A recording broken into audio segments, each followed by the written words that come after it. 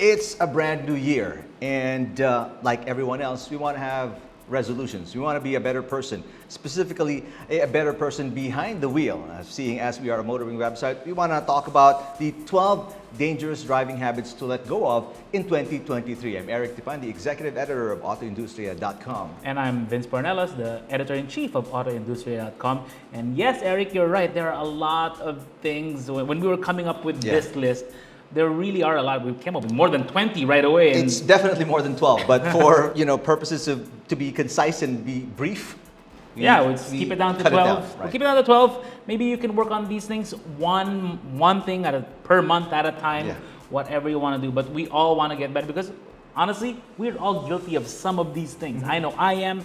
I know you are. Definitely. We all are. So let's get better. Let's be better. Because new year, new you, new driver.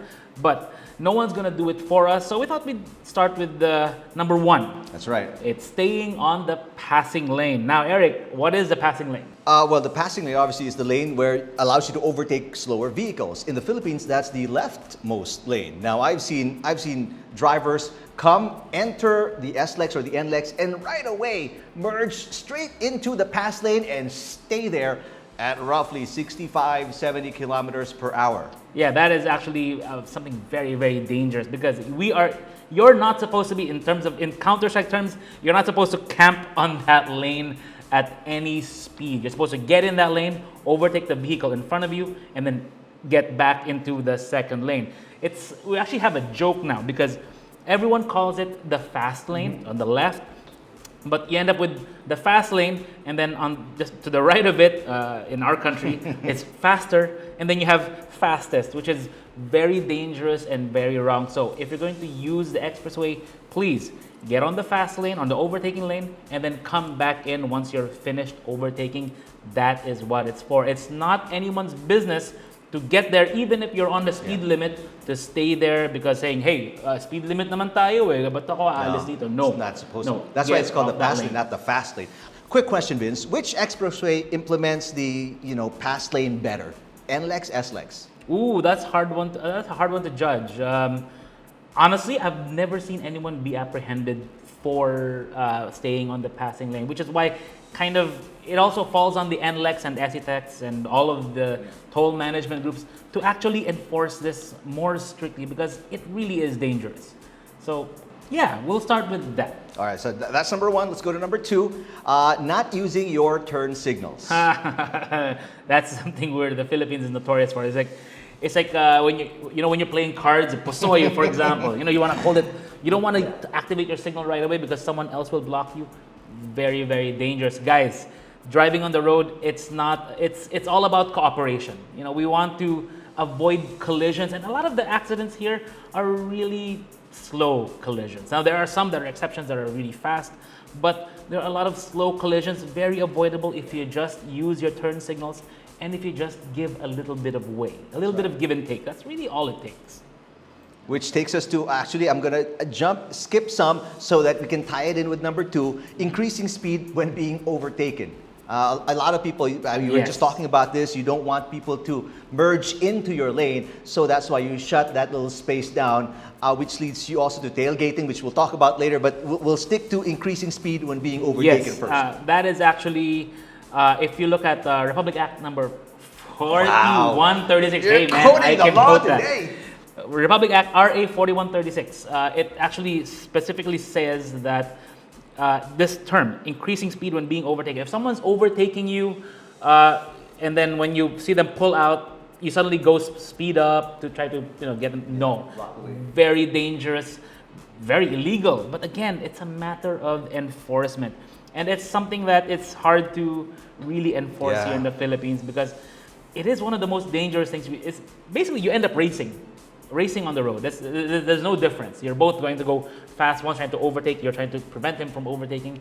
Not good. It will lead to a really terrible accident. We've seen it many, many times before. And that leads us to tailgating. When you're shutting down that space, not allowing other vehicles to merge into your lane. Yeah, actually tailgating, we've written articles about this. Tailgating is one of the causes of traffic. It's accidents. One of accidents, yes. But it's just, you're supposed to leave space in between, especially at faster speeds. Yeah. Now, in Didn't traffic, they say you're supposed to like 3 seconds? Well, depending on 3 your pace, seconds, but 3 car lengths, yeah, that 3 kind of second thing. rule or something like that. There's a marker. The car ahead of you passes that. Count 3 seconds. That's when you're supposed to pass the marker. At a certain speed, like I think Yeah. highway speeds or something, Yeah. like 60, 80, something like that. So yeah, leave a bit of space because, again, you're just giving yourself more room just in case a car in front That's right. has to brake for whatever reason. You're leaving yourself enough room. Cars are not magical devices that can stop right then when you step on the brake. No, you have braking distances to account for. So keep that in mind when you're driving on the highway or even just on public general roads. That's right. All right, so next. Bad habit number 4 is cutting the line. And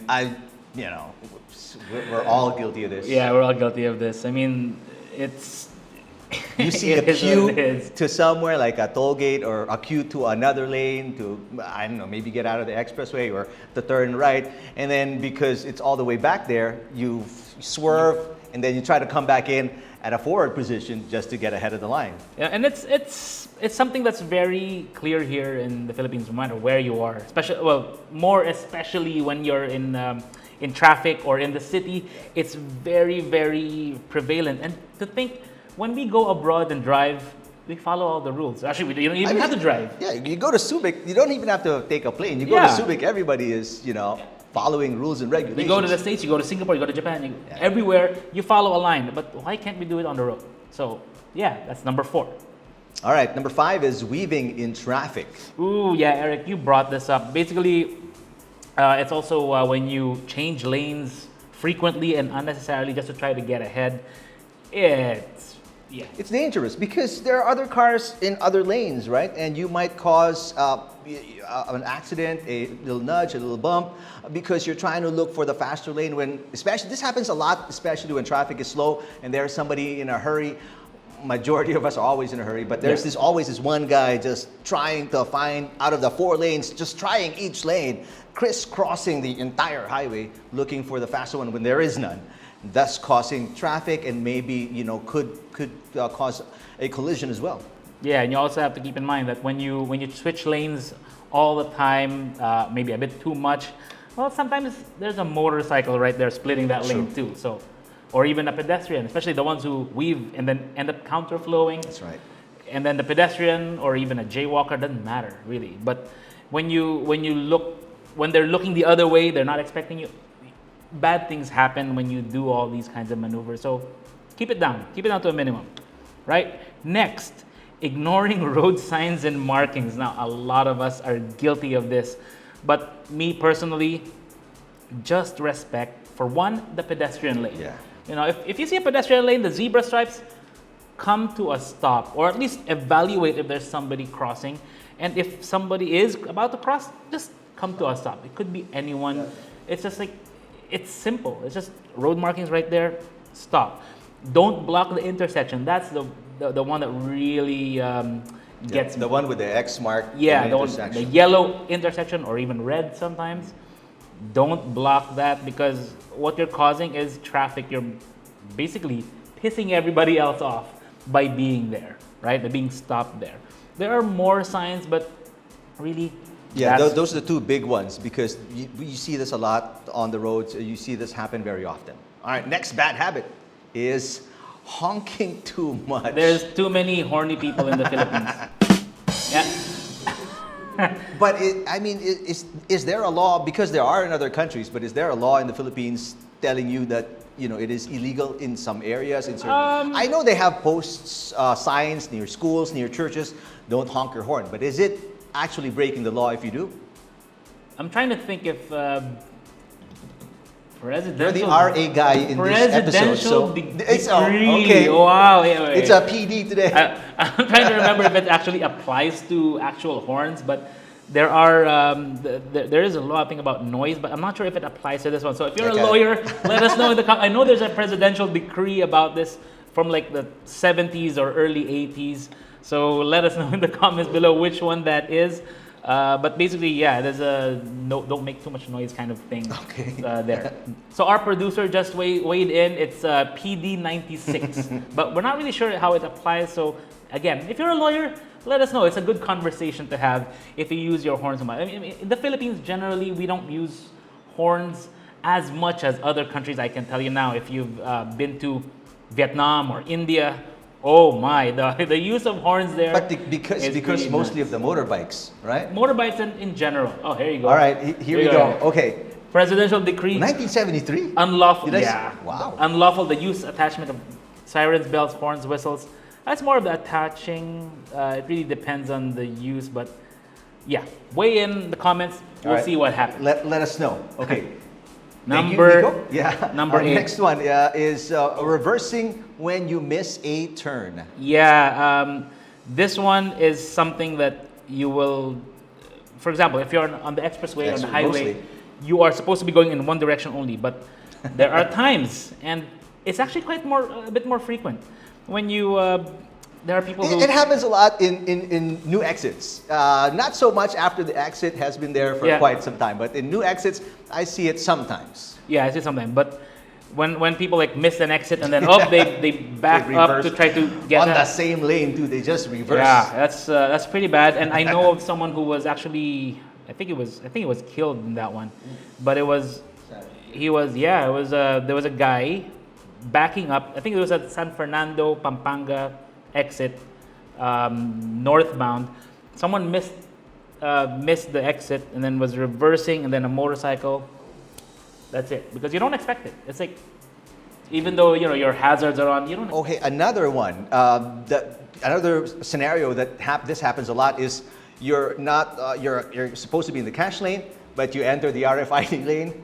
That I see that a lot. Yeah, That's not seldom. That's a lot. That's a lot. So yeah, so keep that in mind. Be aware of where you're going and plan ahead before you get to your exit. Right. It's really just about paying attention, right?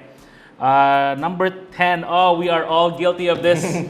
Distracted driving. So Oh, so it's mostly the phone too. I yeah, mean, mostly the phone. Of course, sometimes billboards can be distracting depending on who the model is. But yeah, just focus on the road. Keep your hands off your phone. Keep your eyes and your But attention. isn't the MMDA is pretty strict on this, right? That's why they have all the entire cameras, the big brothers watching you when you're especially. Yeah, but like, well, for Metro now, Manila. I mean, has that ever stopped you? Because at the end of the day, it's all about avoiding the accident. And the accident, if you text while you're driving, or if you're Facebooking or you're TikToking or whatever, it's really taking your attention away from the road. And we don't have to say it how dangerous that is. Right. And many accidents, you're really on your phone here in the Philippines.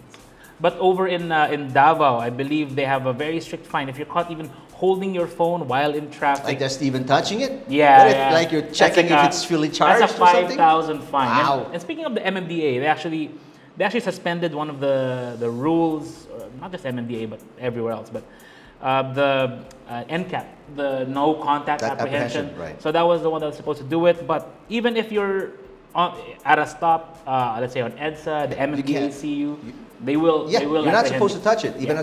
at the stop sign, at the stoplight. Can't touch your phone. So keep that in mind, guys. It's a pain to not be able to TikTok for you guys. I know, but I know how you love your TikTok. Not me, man. Not me. No. I know you do. Next is drunk driving. Especially of Christmas, all the parties. In What's alcohol, blood alcohol level you're not supposed to hit? Is I'm not even is that sure. 0.8?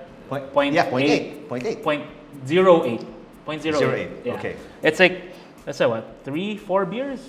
Is it? Yeah, 2 beers. Yeah, you hit that. Yeah, right away. What if your tolerance is higher? Doesn't matter. Doesn't matter really. It's like, No, yeah, we're just kidding. Yeah, the breathalyzer doesn't distinguish between high I'm- tolerance and then. You know low. what? I'm not even gonna wait for the breathalyzer. I mean, for all of us, we've all been there. But when you're being given a breathalyzer, usually you're already in an accident. Yeah. You've already hit something. Or you're swerving. Well, yeah, swerving, A yeah, lot. whatever, yeah. But chances are you've already hit something or hit someone, and that is not good. You do not want that the legal things, reckless imprudence resulting in whatever physical injuries, damage to property. Did you have an article about that just recently? Oh, that's pretty nasty. You know, speaking from not with the drunk side, but speaking from personal experience of having that kind of case on you, you're not gonna enjoy it. It leaves a mark. It's annoying. So, just really, if you're gonna drink, don't drive. If you're gonna drink, stay there, spend the night. You know, chill out. And sleep here, it off. here in the country, they have several services where you can call a driver, right? Yeah, but you know, with the pandemic and all, you don't want to do that. But you can take a cab, you can walk, you can have someone drive you that didn't drink. You know, I mean, there's always, hopefully, there's a designated driver there that can help you out. But Don't take the risk. yeah, don't take the risk. It's too much. And Okay, number 12, aggressive behavior. road rage. Road rage. Basically, it's like if you're angry, if you're someone who's prone to, I mean, it all of these things link up to number 12, to aggressive driving, aggressive behavior, road rage. All of these things, like every single one of these things can piss you off. You know, can set you off. Maybe you're having a bad day. Maybe you're having a breakup. Maybe you're had a stressful day at work. Who knows? You're emotionally compromised. It happens. But don't bring it out on the road. Don't bring it out to the steering wheel, because that is the worst thing you can do, because it just, all bets are off. Yeah. You know, everyone. And you start driving aggressively, you start tailgating because you're angry, you start speeding. I mean, it's a domino effect. Yeah, vicious You're cycle. angry. And Right. yeah, it just, everything feeds into that, Right. and it's not good. We've all seen it. Sometimes we get angry when we're on the road, but you have to kind of cool down. So just you know? be cool. You don't want to be the latest viral video on Facebook, you know, someone blowing his top in an accident or yelling at us. You don't want to be that guy. You don't want to be that girl even. You know, it doesn't matter now. So just keep it under control. Chill out, listen to some good music, stop for, I don't know, a soothing bowl of ramen or something. Do whatever it takes. Don't bring your anger to the road. That's just a recipe for disaster. And of course, we have a few bonuses. And that's not, We were not sticking to just at 12. We not- told you, we have a long list. we have a long list, but one of the bonuses, don't have a companion stand in a parking spot. Come on. It's rare now, unlike before, but it still happens. You know what? Because we've been, like, the market has been selling so many cars, and traffic is a lot, especially over the Christmas. Right. Everyone wants to go to the mall, and you see videos of people standing in parking spots. Guys, please, 90s pa yan. Tigilan na natin. And I mean, even the malls have put up signs that you're not supposed to stand, but the people still do. Yeah, So- but the problem here is enforcement. You know, that's actually a lot of the things here. Like, all of these bad habits is because it wasn't enforced or it wasn't disciplined early on or consistently. And that is something that has to be done with the authorities, with the establishments, to really enforce it. And of course, we have to do our part as drivers to really be better. Again, 2023. Do better. we have another bonus? We actually have one more. Last bonus is using your hazard lights when it's raining. Oh man, that's still going on? Yeah, It feels like it's been forever.